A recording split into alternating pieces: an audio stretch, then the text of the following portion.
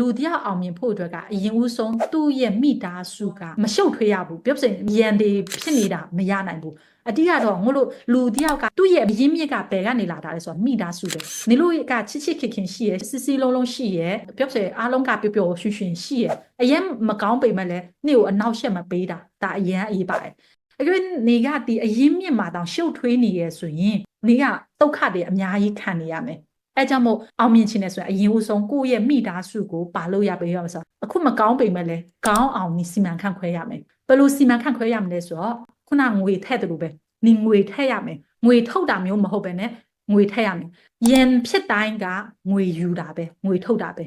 အရင်ဦးဆုံးငွေထည့်တာများလာလို့ရှိရင်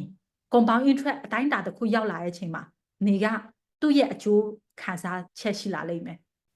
မိသားစုကအရင်မြင့်ပြီးတော့လို့ရှိရင်နေ့ရဲ့အနီးဆက်ဆုံးရဲ့အပေါင်းအသင်းလေးတွေနဲ့ဒါလည်းကောင်းဖို့လိုမယ်အနီးနားတစ်ဝိုက်ကောင်းသွားပြီဆိုရင်ဘာလို့ရမလဲဆိုတော့အဝေးကိုလမ်းရတော့မှာအဝေးလမ်းတော့နေတခြားလူတစ်ပါးကိုဘာလို့ပေးရမှာဆိုတော့အကျိုးမြတ်လေးတွေသူတို့နဲ့ထိတွေ့တိုင်းသူ့ကိုတန်ဖိုးပေးနိုင်မှသာလေနေကအမျက်ပို့ရမယ်ရလာမှသာလေနေရလာတဲ့ငွေကိုဘာလို့စီမံခန့်ခွဲလို့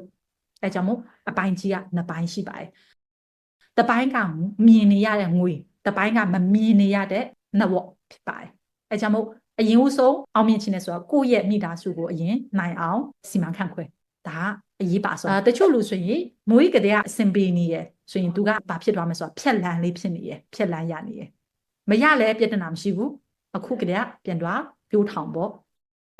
First step